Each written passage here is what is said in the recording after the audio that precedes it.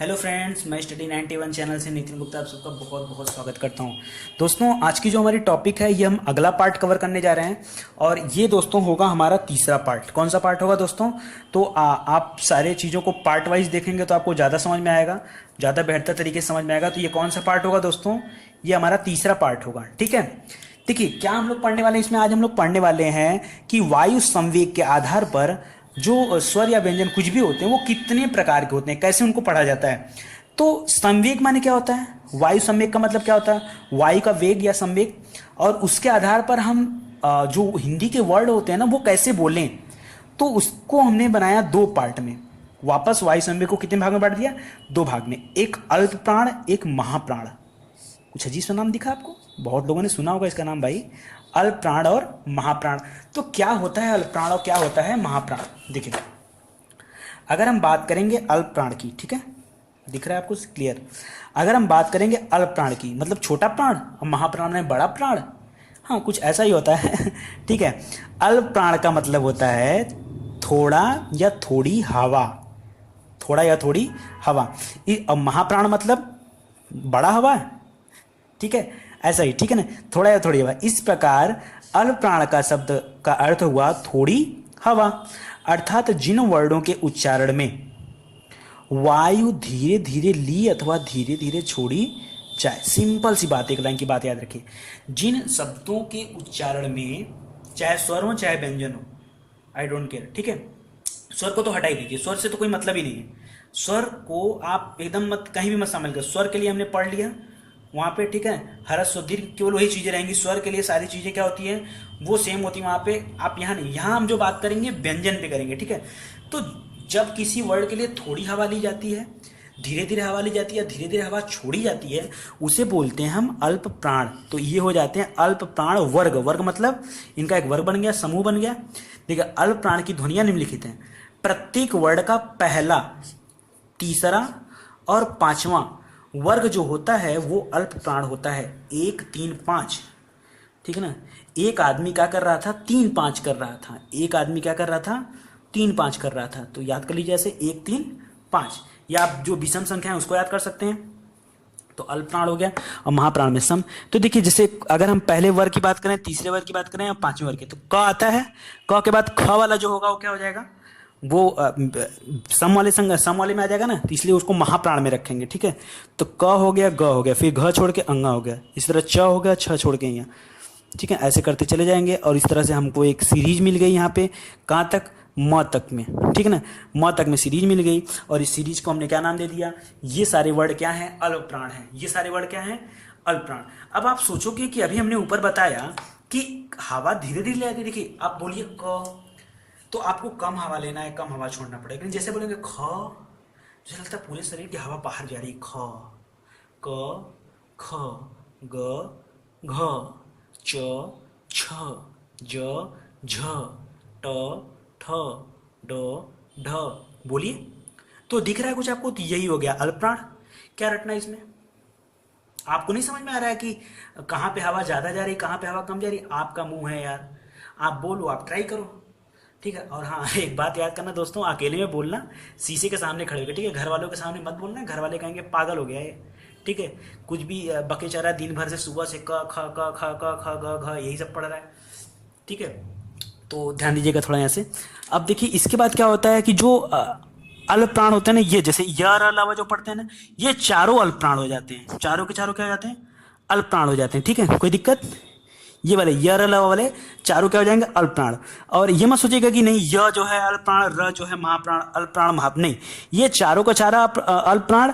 और जो हमारा वो संयुक्त वाले वो सॉरी उष्ण वाले आ रहे थे ना, जिसमें हवा पूरी बाहर जा रही थी। अच्छा उफड़ में क्या हो रहा था? गर्म हवा बाहर जा रही थी, और इसमें क्या हो रहा था? गर्म हवा अंदर आ रही थी। तो अंदर आएगी हवा तो धीरे धीरे आएगी, अब बाहर जाएगी तो तेजी से जाएगी। तो यर अलावा क्या हो गया? अल्प प्राण हो गए। लेकिन वहीं पे स ख स ह क्या हो जाएंगे? वो महाप्राण में चले जाएंगे, ठीक है। तो यहाँ से कैटेगराइज इस तरीके से हुआ है, ठीक है। और बाकी वो संयुक्त वाले से कोई मतलब ही नहीं होता, और ना तो स्वर से मतलब होता है। देखिए प्रत्येक अंतस्थ व्यंजन और अल्प प्राण है, अर्थात यर अलावा क्या है? अल्प प्राण है। कोई दिक्कत? ठीक है। इसके बाद आते हैं दोस्तों महाप्राण पे, ठीक ठीक है। जिन वर्णों के उच्चारण में वायु तेजी से ली अथवा छोड़ी जाए उसे महाप्राण कहते हैं। महाप्राण की ध्वनियां निम्नलिखित है। इसमें दूसरा और चौथा वर्ड आता है। जैसे देखिए दूसरा वर्ड जैसे ख, घ, छ, झ, ये सारा हम लोग देख ही लिए हैं। तो ये सारा क्या हो जाएगा, हमारा महाप्राण हो जाएगा। इसके अलावा हमने यर लवा को कहाँ डाल दिया था, अल्पप्राण में। तो महाप्राण में क्या आ जाएंगे, स, ख, स, ह क्या आ गए, महाप्राण में आ जाएंगे। ठीक है, कोई दिक्कत। देखिए प्रत्येक उष्ण व्यंजन महाप्राण है, अर्थात स, ख, स, ह क्या हो गए, महाप्राण है। नोट, प्रत्येक स्वर वर्ण न तो अल्पप्राण है न तो महाप्राण है, उनको हम यहाँ रखेंगे ही नहीं। अगर आपसे कोई पूछे, आपसे एग्जाम में पूछे कि बताइए बड़ी या छोटी ई अल्पप्राण है कि महाप्राण है, तो आप वहां दिमाग नहीं लगाएंगे, क्योंकि स्वर के चाहे कितने भी जितने भी होते हैं 11 होते हैं, 11 के 11 क्या होते हैं, ना तो अल्पप्राण आते हैं ना तो महाप्राण आते हैं। ठीक है, कोई दिक्कत होनी भी नहीं चाहिए। ठीक है, क्योंकि ये हमारी क्लास है और हमारी क्लास में दिक्कत ये हमें बर्दाश्त नहीं है। आइए बात करते हैं तारत्व के आधार पर। किसके आधार पर, तारत्व। दोस्तों तारत्व का अगर मैं मतलब बताऊं ना, सिंपल सा मतलब, तो तारत्व का मतलब होता है ना, जैसे जिसकी तारत्व, जिसके ध्वनि का तारत्व अच्छा होता है ना, उसकी बोली जो होती है ना मीठी लगती है। जिसका तारत्व खराब होता है ना, वो मतलब कर्कश आवाज में बोलता है। तो तारत्व तो कुछ इस तरीके से होता है। आइए बात करते हैं तारत्व में, तो फिर देखते हैं कि कैसे इसके बारे में डिटेल मिलता है हमें। तारत्व के आधार पर अगर हम वर्ड को पढ़ेंगे तो दो भाग में पढ़ेंगे। इसको पढ़ते हैं घोष या अघोष कहिए आप, या संघोष या अघोष कहिए, बात एक ही। देखिए अ वाला अलग रहेगा, घोष या संघोष बात एक ही है, घोष को अलग मत कर दीजिएगा। घोष संघोष बात एक ही है, और अघोष क्या है, दूसरा है। तो ये हमको दो पार्ट में पढ़ना है। आइए घोष और संघोष के बारे में देखते हैं। एक ही बात है, जिन वर्णों के उच्चारण में तारत्व या प्रकंपन पैदा होता है, बोलने से क्या हो जाए, तारत्व या प्रकंपन पैदा हो जाए, उसे घोष वर्ण कहते हैं। ठीक है, प्रत्येक वर्ग का तीसरा, चौथा, पांचवा अलग है दोस्तों, एकदम बिल्कुल अलग है। 3, 4, 5 जो लास्ट वाले टर्म होते हैं ना, उन्हें क्या बोलते हैं, घोष बोलते हैं, संघोष बोलते हैं। और जो पहले वाले टर्म होते हैं उसे क्या बोलते हैं, उसे अघोष बोलते हैं। ठीक है, तो जैसे क, ख को छोड़ दीजिए, ग, घ, अंगा, ज, झ, इया, और ये सारे क्या हो जाएंगे, ये पूरे के पूरे यहाँ तक कस लेके म तक में क्या आ जाएंगे, घोष वर्ड आ जाएंगे। यही लोग कंफ्यूज होते हैं। वहाँ हमने पढ़ा 135, एक आदमी 3, 5 कर रहा था, या कह लीजिए कि विषम सम पढ़ा, लेकिन यहाँ पर हमें क्या पढ़ना है, जो हम अगर घोष या संघोष पढ़ रहे हैं तो 3, 4, 5 लास्ट के तीनों क्या हो जाएंगे, घोष या संघोष हो जाएंगे।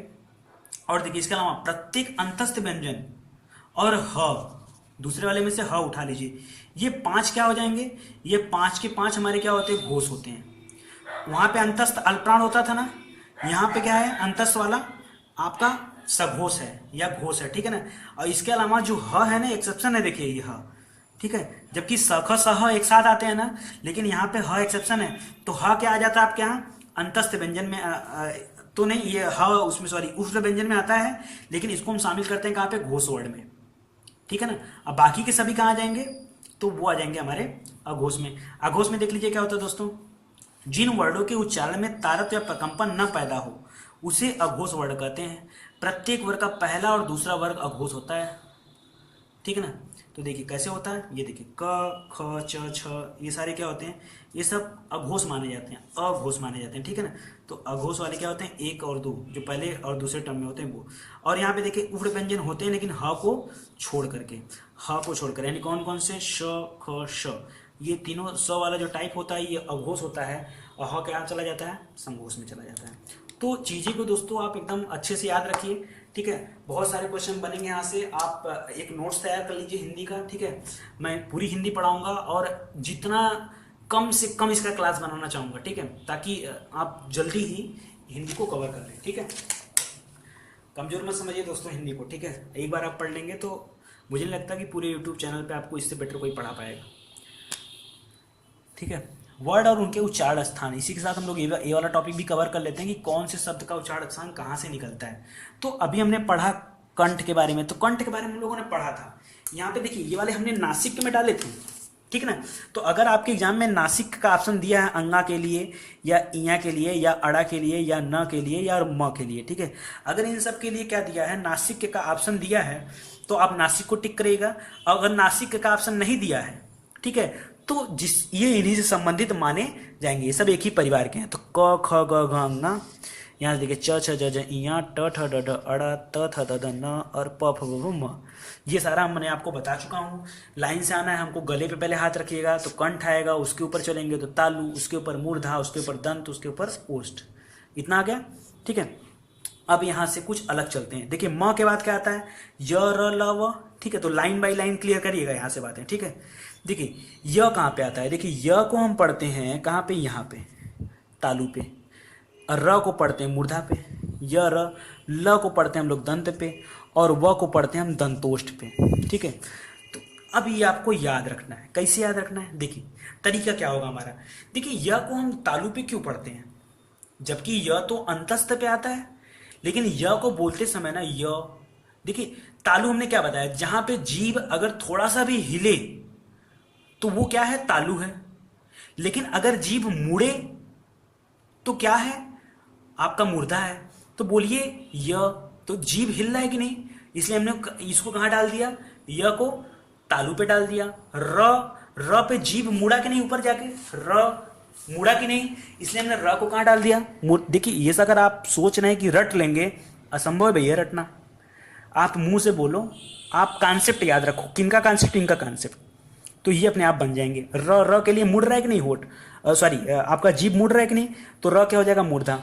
ल में एक्चुअली क्या होता है, देखिए जैसे त होता है ना, ठीक है ना, उसी तरह ल का भी उच्चारण होता है। ल का उच्चारण हमेशा दंत से होता है, तो ल, ठीक है ना।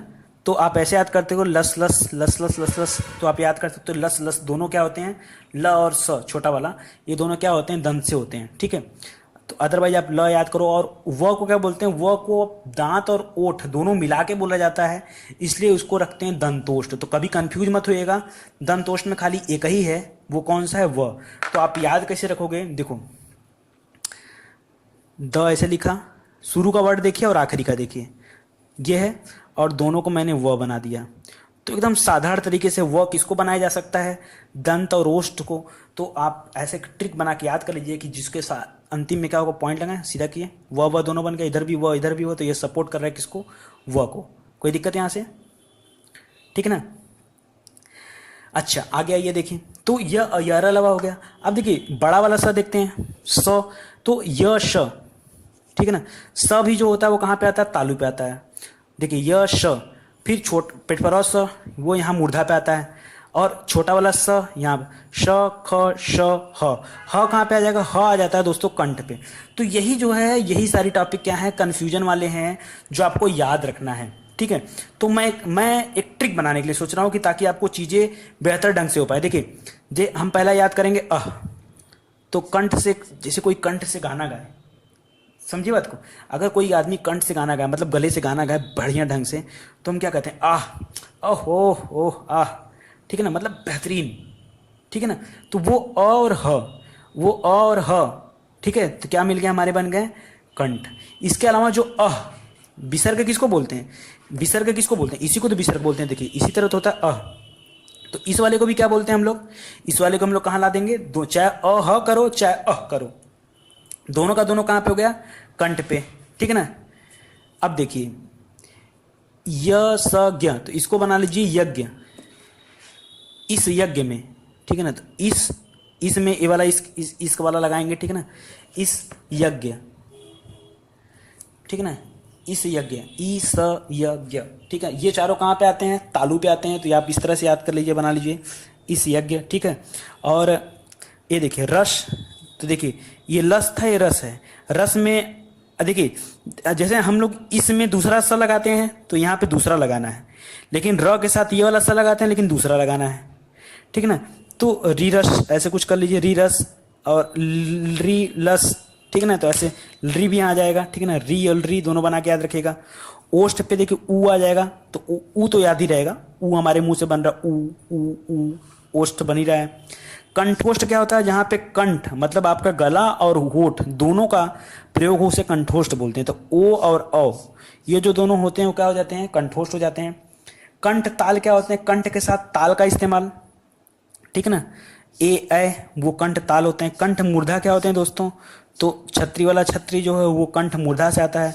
दंत मूर्धा से त्र आता है, तालु मूर्धा से स्त्र आता है, और नासिक से ये आते हैं। तो ये आपको दोस्तों याद करना पड़ेगा, इसके लिए कोई ट्रिक्स नहीं है। अगर आप सोच रहे हैं कि सब कुछ शॉर्टकट में याद हो जाए तो ये संभव नहीं है। हालांकि देखिए मैं कुछ चीज़ें बता सकता हूँ आपको। देखिए अब देखिए यहाँ देख लीजिए, कंठ मूर्धा था, ये दंत मूर्धा है और ये तालु मूर्धा है।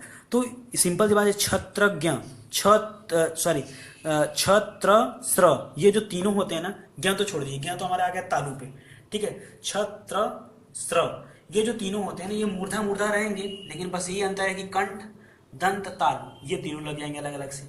तो ये आप इस तरह से याद रखिएगा इसको, ठीक है। आइए आगे आते हैं।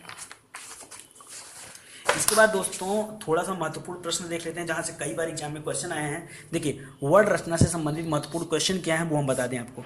हिंदी में काकल्य वर्ड किसे कहते हैं? हिंदी में काकल्य वर्ड किसे कहते हैं? काकल्य वर्ड को दोस्तों स्वर यंत्रमुखी वर्ड भी बोलते हैं, स्वर यंत्रमुखी वर्ड। और ये होता है ह को क्या बोलते हैं?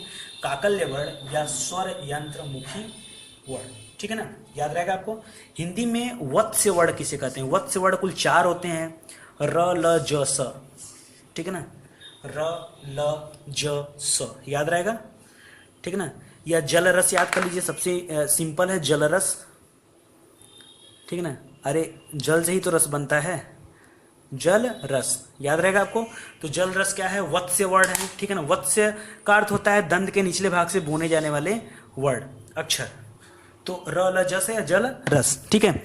हिंदी में अस्पर्श संघर्षी वर्ड कितने होते हैं? तो 4 होते हैं। अस्पर्श संघर्षी, अस्पर्श के साथ संघर्षी, ठीक है। संघर्षी अलग होते हैं, और अगर क्वेश्चन में आते हैं कि अस्पर्श संघर्षी कितने होते हैं, अस्पर्श संघर्षी 4 होते हैं, च छ ज झ, ये सब अस्पर्श के साथ संघर्षी करते हैं। लेकिन अगर खाली संघर्ष लेते तो उफड़ वाले जो होते हैं, स ख स, ह तो हटा दिया, ह तो कहाँ चला गया? काकल्य वर्ड में या स्वर यंत्रमुखी में, स ख श, ये तीनों जाएंगे यहाँ पे, ठीक है। इसके अलावा विवृत्त वर्ड किसे कहते हैं? कितने होते हैं? तो विवृत्त एक ही होता है, आ। विवृत्त का मतलब होता है खुला हुआ, तो खुला हुआ है। अर्धवृत्त की बात करेंगे तो अर्धवृत्त में देखिए ए औ, ये वाला औ, ठीक है। आँव के ऊपर क्या चंद्र बिंदु नहीं है, लेकिन चाँद जैसा आकार बना है, ठीक है। और ये तीनों क्या बोलते हैं? अर्धवृत्त बोला जाता है इन्हें, ठीक है। समवृत्त किसे बोलते हैं? तो ई उ, ठीक है ना, ये क्या हो जाएंगे? ई उ क्या हो जाएंगे? समवृत्त। और अर्ध समवृत्त किसे बोलते हैं? तो ए और ओ, ठीक है दोस्तों। तो चीज़ों को आप याद रखिएगा। देखिए ये दोनों बड़े बड़े वाले थे, मिला के बना था, दोनों छोटे वाले, तो दोनों को अर्ध लगा रहेगा, यहाँ भी अर्ध है और यहाँ भी अर्ध है। अंतर है कि अर्ध विवृत्त है ये, और ये अर्ध समवृत्त है। तो इतनी चीज़ याद रखिए दोस्तों। इसके बाद अगला टॉपिक जो हमारा होगा, ये हम पढ़ेंगे शब्द रचना के बारे में, ठीक है। और कमेंट करके दोस्तों बताइएगा जरूर से, अगर कहीं भी कंफ्यूजन होता है, आपको नहीं समझ में आता है, कोई हिंदी से कोई ऐसा क्वेश्चन मिल जाता है इस चैप्टर से संबंधित, तो आप कमेंट में बताइएगा मुझे, मैं उसका सोल्यूशन आपको जरूर दूंगा। तो मैं आपसे ये अपेक्षा करता हूँ दोस्तों कि सारी चीज़ों को आप बेहतर ढंग से याद करेंगे और समझते हुए चलेंगे। और प्लीज़ दोस्तों चैनल को खूब सब्सक्राइब करिए और लोगों को बताइए इसके बारे में, ठीक है, और शेयर भी करिए वीडियो को। बहुत बहुत धन्यवाद आपका। और हाँ प्लीज़ अगर ऐड आता है दोस्तों तो प्लीज़ प्लीज़ प्लीज़ हमारे ऐड पे क्लिक जरूर करिए। Thank you so much.